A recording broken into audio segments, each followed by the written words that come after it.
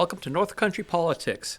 I'm Representative Mike Willett from Colebrook. This is Representative Arnie Davis from Milan. And in a little while, we'll also have Representative Lori Corzine from Berlin. This is episode 2 of our podcast, North Country Politics. And this is a forum that we reach out to the people of the North Country to let us know what's going on in local, county, and state politics. To start off tonight, I think I'd like to start off with something that happened in the House yesterday, and it's the first time I've seen this. Nashua Representative Paige Bushman was reprimanded. When the governor was giving her State of the State speech last week, she did some very distasteful gestures to the governor. And she's been very disruptive in the House, screaming in the middle of testimony. She's been wearing inappropriate shirts with sayings. And the Assistant Speaker of the House, Steve Smith, decided that he had enough and put a motion on the floor yesterday to have her reprimanded. And it passed overwhelmingly with a majority of the Democrats as well as all of the Republicans agreeing that she should have been reprimanded. The thing that I didn't like was she apologized and then spent 5 minutes on a floor speech saying it's everybody's fault but hers.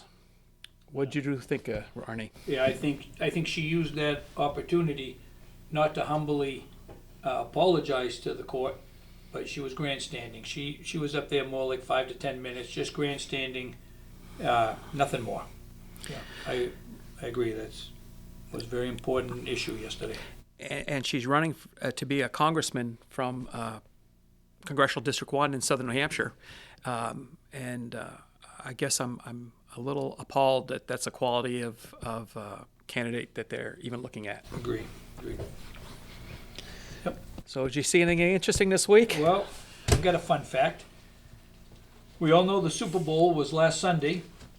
Sam Darnold from the Seattle Seahawks, the quarterback, won the Super Bowl with his team. His bonus was $178,000. The game was in California. California has a 13.5% income tax. They have several other taxes, including what's called the jock tax. That's right, you heard me right. It's a jock tax. So his $178,000 bonus for winning came along with a $249,000 California jock tax. Sam Darnold actually lost $71,000 for playing and winning in that game. Now, if that doesn't make you proud to live in New Hampshire where there's no sales tax, no state tax, and our motto is live free or die, would you agree with that? My gosh, you can understand why people and businesses are fleeing California by groves, and they're welcoming the people who need state assistance, I guess you could say. And it's not I hate to think what California is going to be 20 years from now. Yeah. As we go, we talked about a few bills last week, and I'll just give you folks an update. HB 1176 was a bill for cars to have a single license plate on it. And I was really kind of on the fence. I really didn't care much either way. But the New Hampshire Chiefs of Police organization came out and said, we'd rather keep the 2 plates. We think for our police work and enforcement, it would be better. And so that bill failed by a vote of 188 to 159. Yeah. Another bill we talked about last week was HB 1580 to raise taxes for second homes in these towns. And so a second home would have a higher tax rate than a person's residence. Representative Jim Tierney from Groveton got up on that one and spoke about it, and he didn't think it was legal. He said that it would stifle investment properties. And to be honest, like I said last week, we've got a lot of properties in Colebrook. Our taxes are so high that they're hesitant to build now. That would just stifle it more. So that failed by a vote of 284 to 55. And last week we talked about HB 1596 to raise the cigarette tax, and it would have been raised by $1.08 and per pack, with a majority of the money going to UNH. Yep. And that was a little contentious in the House. The sponsors said, "Well, it's going to stop people from smoking. It's going to make everybody healthier." But it's a sin tax to raise money, and that failed by a vote of 200 to 157. Yeah, overwhelming. So those are all good votes that I was happy with the outcome. Yeah, a bill yesterday that really interested me how the outcome was, House Bill 1710. It went through session yesterday, ought to pass with a 198 to 161 vote. Now, it's known as the Uniform Child Abduction Prevention Act. This bill empowers parents to petition the courts to take action if they fear their worst nightmare is coming true. With the passage of House Bill 1710, New Hampshire will join 17 other states in adopting Child Abduction Protection Act. This bill is about avoiding the nightmare of child abduction. It's easier to prevent an abduction than to get your child back. I'm just shocked that 161 members of the House voted against this. And would you agree?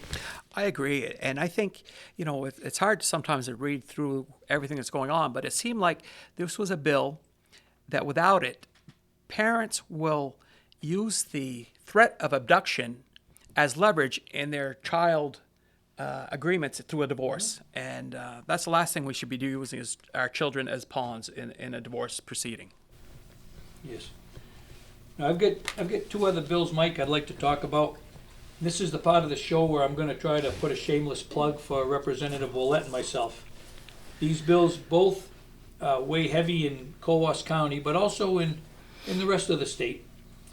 The first bill I'd like to talk about is House Bill 1204, and this pertains to timber grading. This bill permits certain building lumber to be graded as SPF, which stands for spruce, pine, and fir. Currently, New Hampshire lumber must be graded as SPF-S, and the S at the end stands for south, meaning it's below the Canadian border. So because the trees are harvested in the United States and not in Canada, they're considered a weaker species. The trees harvested in the United States are very similar to those of southern Quebec. So timber cut in Quebec can be graded and sold as SPF for a higher price, despite being materially identical to timber in northern New Hampshire. This bill establishes that timber harvested above the 44th parallel is of equivalent quality to Quebec timber and therefore receive the same designation. This change is intended to support the local loggers and the sawmills by allowing fair market treatment. This came out of the Resource, Recreation, and Development Committee this week with a 16-0 ought to pass vote and is now on the consent calendar, and it should be coming to the House floor very soon. You know what's crazy about that bill, Arnie, is we see many log trucks driving by my house on Route 3 every day with timber going into Canada, and it's got a lesser value of SPF-S because it's coming from northern New Hampshire, goes to Quebec, goes in the wood pile in Quebec, gets milled, mixed with the Quebec wood, and it comes out as a higher value as SPF. And the only ones that are getting screwed are the New Hampshire loggers and timber people. That's right. And lumber people. That's right. So this is an important bill for the North Country. Yep. And to think that the Canadian border is anything more than a political designation, that we have the same growing climate in northern New Hampshire as they do in southern Quebec. So it's just a frivolous border. It is. And this really makes it more practical, more realistic, and more fair. Yeah, fair playing field. Absolutely. Agreed. So the other bill, which is not only important to the state, but primarily to the North Country where OHIV use is very popular. It's House Bill 1095. Prime sponsor, Mike Olet. So, the Honorable Michael Olet. This bill amends the current laws to increase the maximum allowable weight of UTVs, utility terrain vehicles, from 2,000 pounds to 3,499 pounds. This bill reflects the changes in the UTV market as newer models, particularly those equipped with HVAC systems, updating the weight standard will promote compliance, support responsible recreation use, and open the door to cleaner, quieter electric vehicles. This bill also came out of the Resource Recreation and Development Committee with a 15-1 ought to pass vote, and is also on the consent calendar. I believe is coming next week to the House. Yeah, the important part of this bill, we've seen, Maine is a lot like New Hampshire, and the ATV business is a huge business. And we've seen them, they put a weight limit on last year, and it hurt their business a lot. Their registrations are down, the economic impact is way down, and this is really just bringing everybody into compliance. And at the same time, the manufacturers have asked us, it's going to open up the weight needed to run electric OHRVs. Whether it's ever going to happen or not, I don't know. But with the batteries being so heavy, and this is just going to get everybody in compliance. It's not changing anything, but it's just putting on the books to make everybody legal that's out there right now. And there's been talk about the weight limit's going to ruin the trails.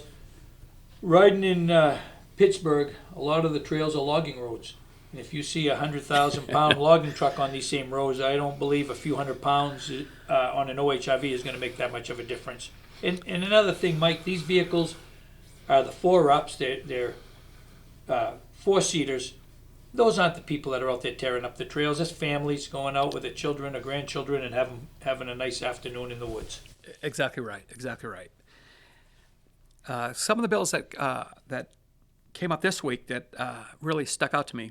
The first one was HB 1642, and that was a gun bill that would let law enforcement enter your home, remove your guns without due process in the guise of protection orders.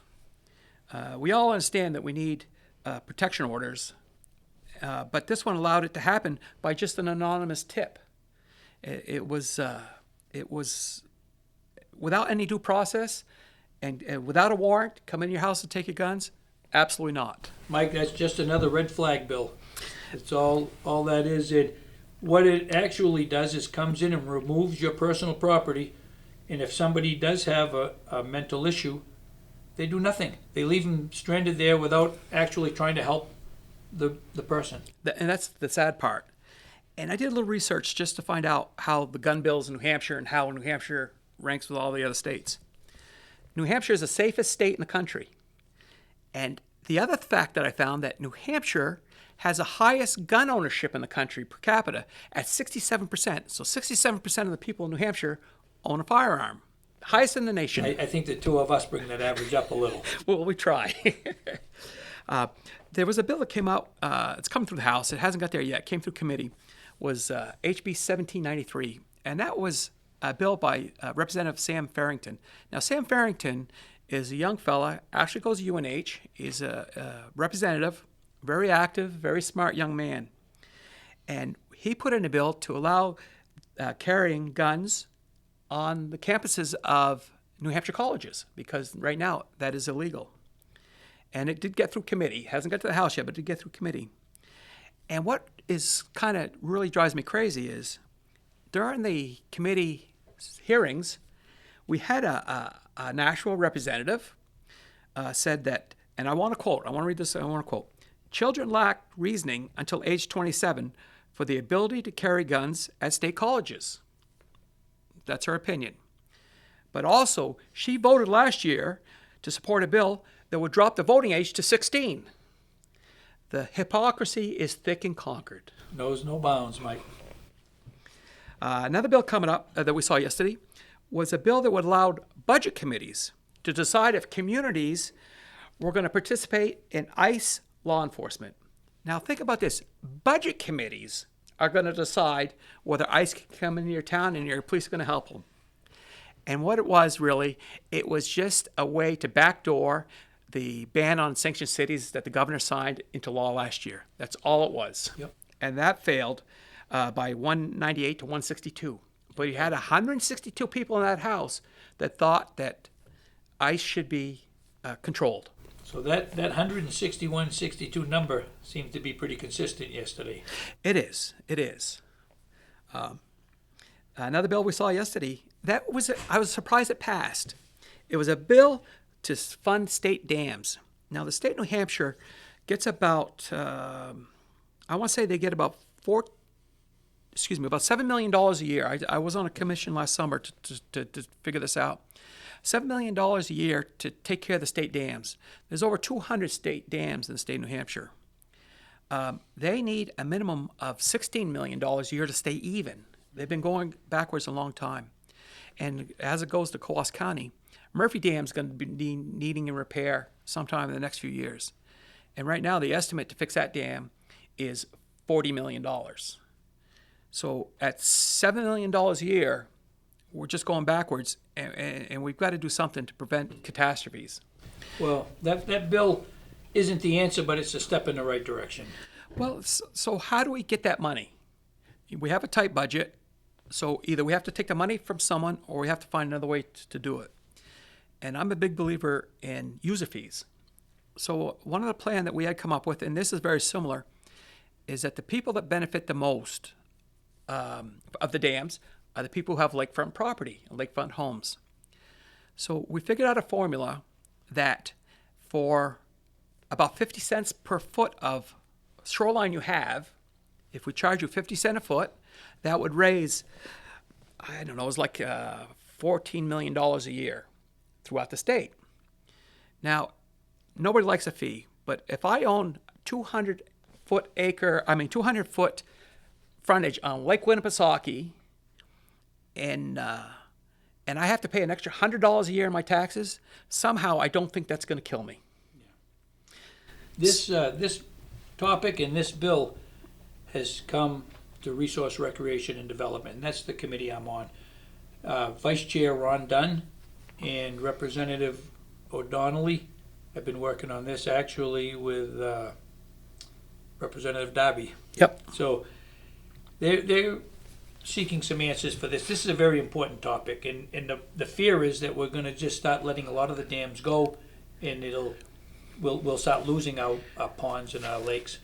Well, the other part of it is, you think about this, if you've got a house on a lake and the dam goes out and they don't replace it, your waterfront property is now 50 feet from the waterfront. That's right. What's it going to do to your property values? What's it going to do to your tax values in your town?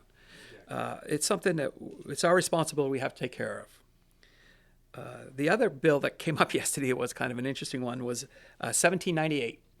And that was to give free diapers to everyone in the state of New Hampshire. And it would cost the state a little over $1 million a year. Now, was that just for babies or was that for elderly as well? I'm not sure. I might have to rethink my position.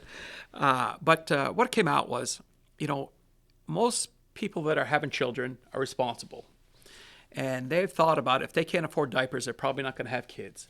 And the people that can't afford diapers, there are agencies out there that will supply them. So this is a bill that went down at a vote of 197 to 158. So those are some of the bills we saw yesterday. One thing that was in the news today, which was made me think, the New Hampshire AG's office came up with a statement that the vehicle inspection program has been suspended until further notice. So that's a topic that really surprised me. It got that much attention. It's really a hot potato, and whether you agree with it or don't agree with it, it seems like it's got a lot of momentum.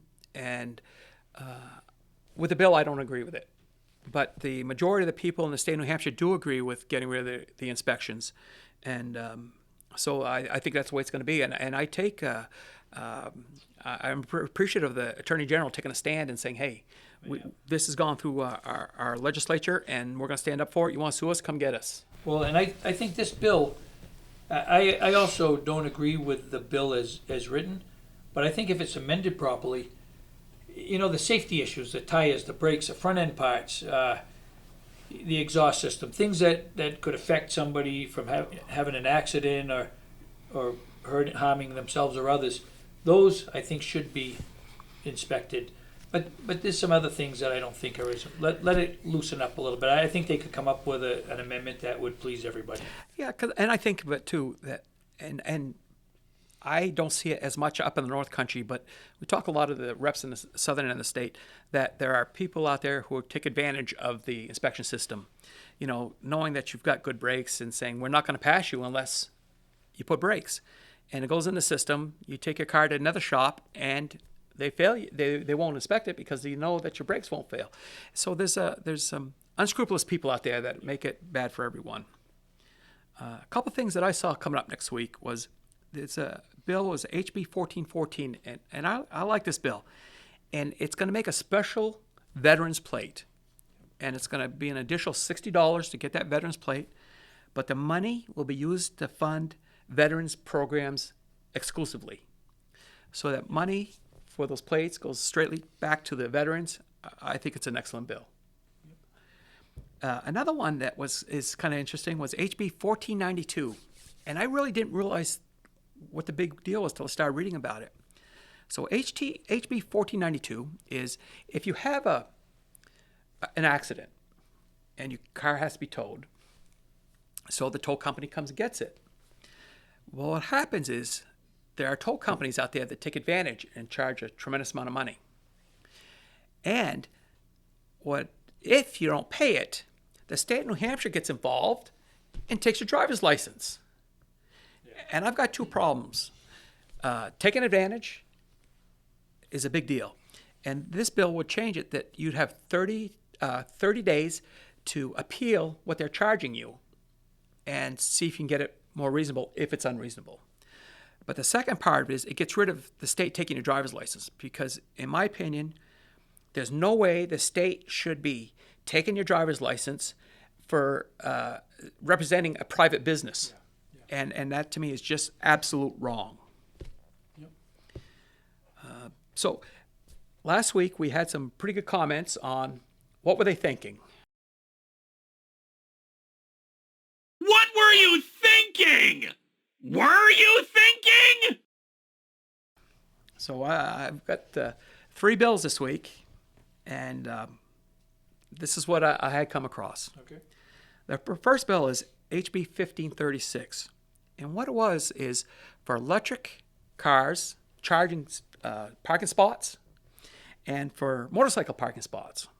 We all see the handicap blue parking spots, and anybody that uses one of those that's not eligible should be ticketed, and I think the fines are pretty heavy. I think they're over $300. Yeah. But they want to do the same thing for electric car charging Now, I got stations. a question. Why are the electric car parking spots always up near the handicaps? They're not. Are they assuming that an electric car driver has a handicap?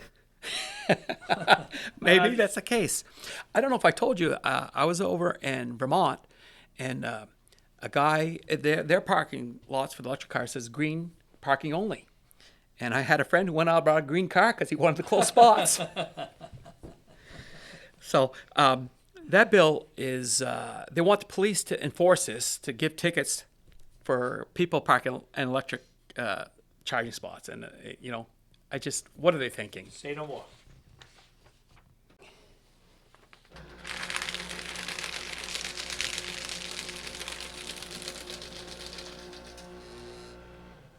Okay. The second bill that kind of caught my my thoughts on what are they thinking was HB 1530. And what it said is that you have to notify butters 30 days prior and have a public hearing before disturbing a beaver dam. And I can see the North Country loggers and our town road agents saying, geez, we can't take the dam out, we can't fix the road, well, we got to give 30 days notice and then have a public hearing. Yeah. Absolutely. What are they What thinking? were they thinking? Now, before we go any further, this is something that maybe we could have some public comment on. If there's bills that you hear us talk about, or some that you know about, and you want to give us your opinion on Facebook or wherever, please, we'd like to have participation from the audience if we could. And at the end, we'll post our email addresses. So if you want to email us, go ahead. We'd like to have your emails. And same thing, contact us on our Facebook page, North Country Politics, and we'll try to answer you as we can. The third bill is kind of a funny bill. It's HB 1167. And when I saw it, it made me look because it says enabling the use of ferrets for hunting. Now I'm the vice chair on the fish and game committee, so I said, well, I don't know anything about ferret hunting with ferrets. So I took some research and looked, and they do hunt with ferrets in Germany and places in Europe, and it's usually for rodents and stuff like that. So we get to our public hearing when they introduce a bill, and I'm ready. I know a little bit about ferret hunting and everything, but when the sponsor gets up there, I was completely wrong. It wasn't hunting with ferrets. It was the ability to take your ferret hunting with you. And I'm saying, really? Well, if you can get them to wear an orange vest and maybe a little cap, I wouldn't shred this, Mike. But what were they thinking? Absolutely.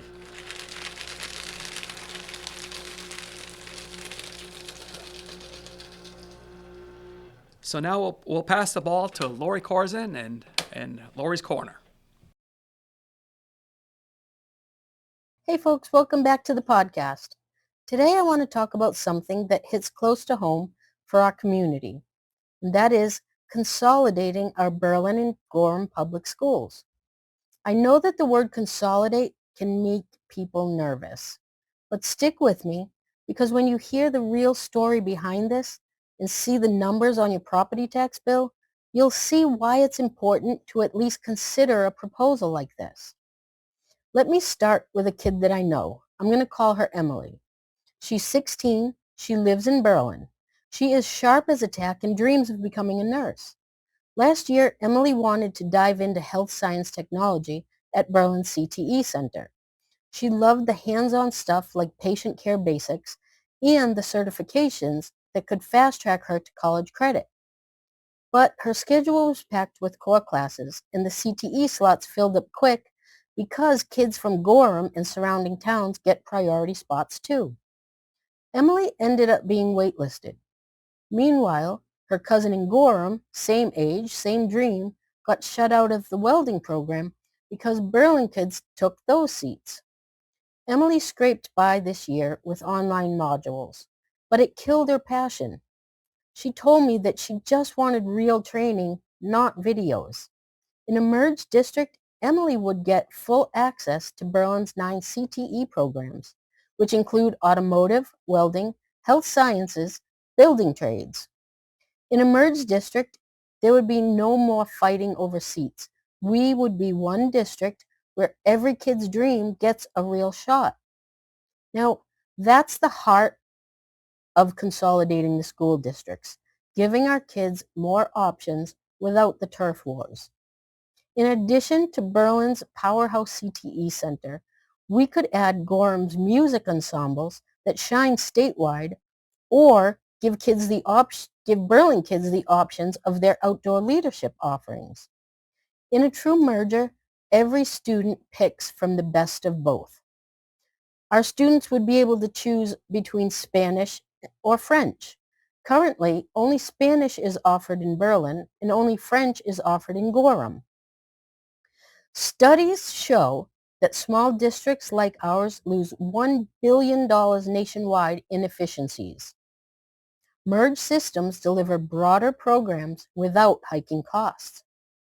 Music options would expand too, blending Gorham's performance-focused courses like ensembles and studies which fulfill fine arts credits. Kids interested in music from Berlin would be allowed to jam with Gorham's groups or vice versa, and it would be available all under one roof for richer ensembles without duplication. Now the money part that a lot of people care about, because our property taxes are killing us. Berlin's school budget is $25.6 million, where Gorham's school budget is $10.9 million, for a total of roughly $36.5 million for just 1,500 kids. We pay for 2 superintendents, 2 offices, 2 maintenance departments, 2 heating bills, and 2 separate special education departments. If we merge administration and operations, we could save our taxpayers a lot of money. Studies such as those from Dartmouth point to a savings of at least $1.8 million by our communities, That's real relief for our taxpayers while adding courses for our students. Emily's story isn't rare. It's every kid shortchanged by small silos. Merging Berlin and Gorham isn't about cutting corners. It's about building better futures and lighter tax loads. Please know that until you start getting more involved in the budgeting process, and until you get active at school boards and city council meetings, and until you make some noise, nothing will change. No one person can do this alone. We need the communities to come out and voice their concerns. Our children and our taxpayers deserve it. Merged schools mean every child picks the best path for their future. Thanks for listening and considering this proposal. Please get involved and be active in our meetings. Reach out to me with any of your thoughts. Thank you. Thank you, Lori.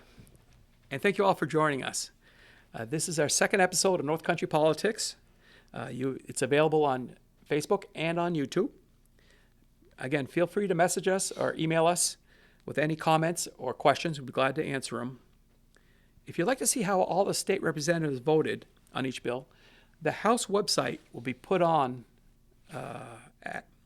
posted at the end of this video. And we'd appreciate it if you all would share this broadcast to get the word out what is going on in the North Country. And we hope to see you all next week. Yes, thank you. Until next week.